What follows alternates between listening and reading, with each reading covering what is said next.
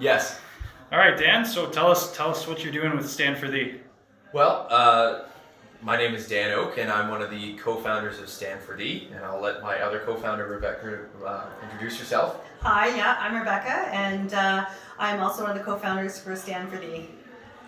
And so we are a group that is formed out of the need to implement tangible actions to help propel us out of the situation that we're in with the pandemic and with the extreme tyrannical government measures that have been enacted that are impacting all of our lives. So that's really why we've come together. There's a third person who's missing today, and that's Colin McDonald, and he's also we're the three co-founders of the movement. So there's a lot of different groups out there, and everybody has their role to play, and everyone is doing different actions. And again, we really felt like we need to take actions that will have a direct impact on the decisions that are being made at these higher levels. And I'll let Dan speak about one of the big actions that we have going on, which is exercising Bill C-26 or Criminal Code 494-2, and that is citizens arrest, which we have been acting on people who are acting as mayors, if you want to look at the common law terminology. And we have enacted arrests against the person acting as the Burlington mayor and the person acting as the Oakville mayor, and Milton, they're up next. So I'll let Dan take the lead on explaining this further. Why, thank you, Rebecca. So it's exactly as Rebecca very well put it. We have been gathering parents of the different regions that we live in. So in our case, or my case really, it's Halton. Niagara is going to be next. They're going to do their first mayor this month. But what the action is doing is, yes, as Rebecca said, it's a citizen's arrest.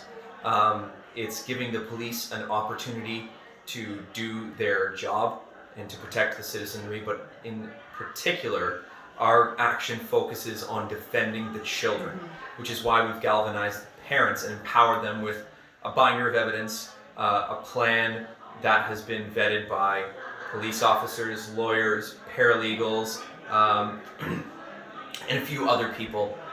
We've got local MDs that have signed off on the science and all of the evidence within the binder, which keeps on expanding and growing. It's a Google Drive that's available right on our website at any time. And the idea is because not only is it a common law action, which can be performed by anybody, but it's based off of, as Rebecca said, Bill C-26 or Criminal Code 494-2, which is a federal law. Therefore, any person in any city in Canada can actually take this action themselves. The idea being, following the process, you don't just go and say, you're under arrest to whoever the mayor is. There is a process to follow. You contact the Police Services Board first. You tell them that there is a crime in progress, and the idea is that as a parent, they are the ones that are making the charges, and you are doing it in defense of property. Under the law, your property is your child. So there's an immediate and ongoing assault on your child. We've got very specific criminal codes that are cited when we do these arrests. The administering of a noxious substance, which is the rebreathing of the CO2, bodily harm, reckless endangerment, child abandonment, torture, which is specific to a government entity, both psychological and physical torture.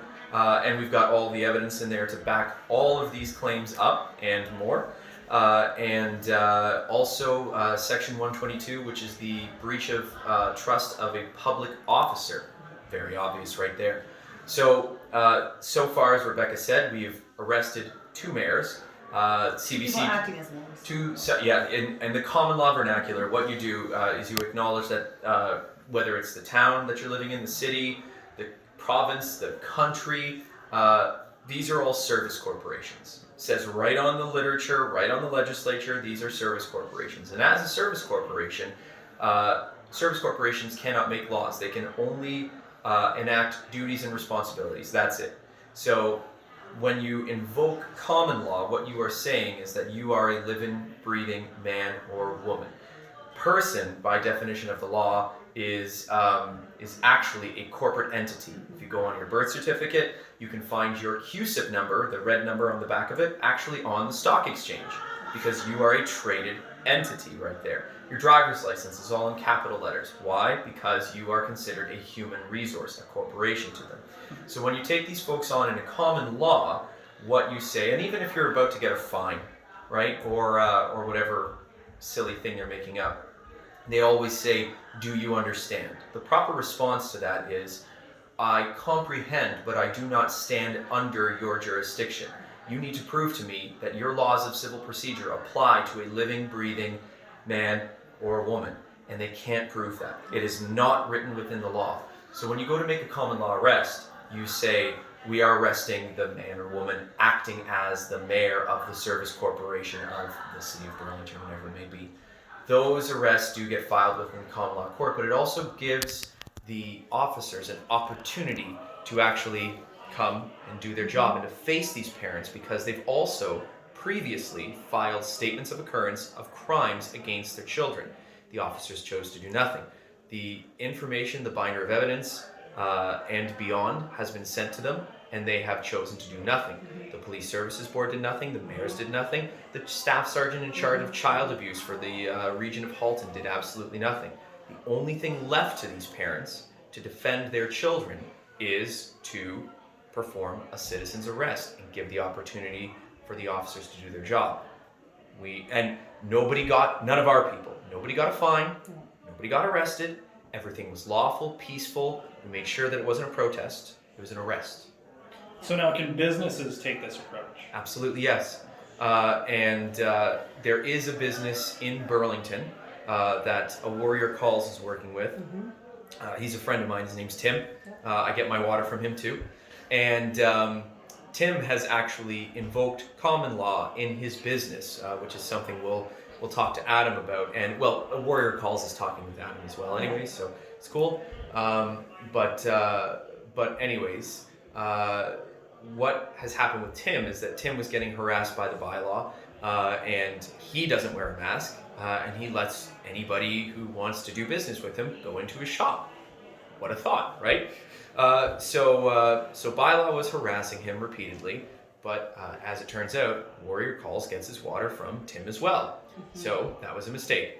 So now Tim has not had a bylaw officer or anyone from the service corporation of the city of Burlington step foot into his business for months because of common law.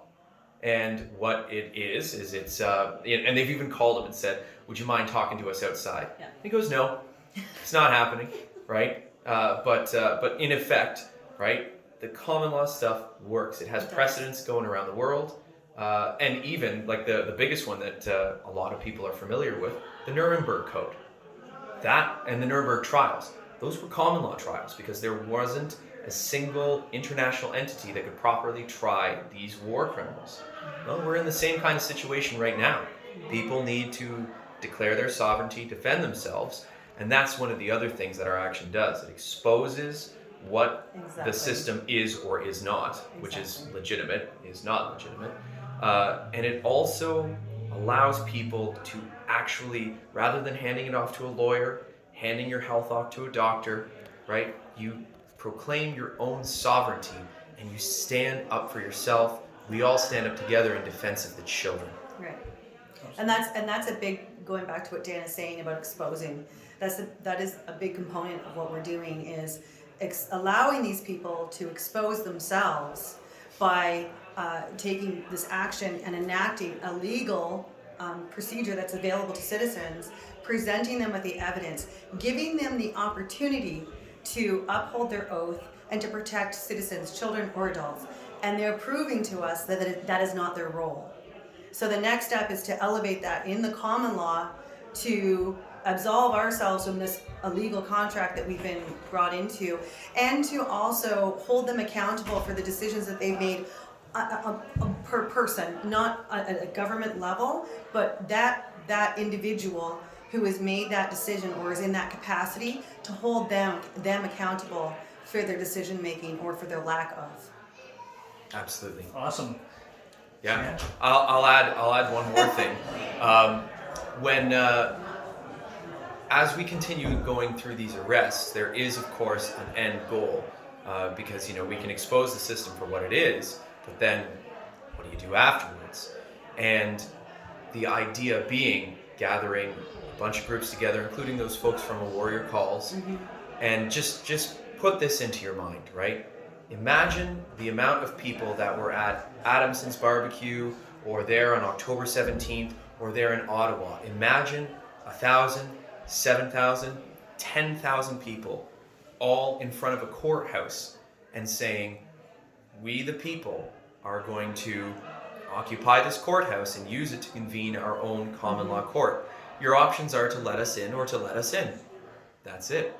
If they choose not to let us in, we deal with that at that point. But even then, it's not really a big deal, because what the law would state, if they are blocking we the people in the numbers of thousands, we can lawfully and legally actually just convene our own common law court. It does not have to be under their rules, their house, their jurisdiction.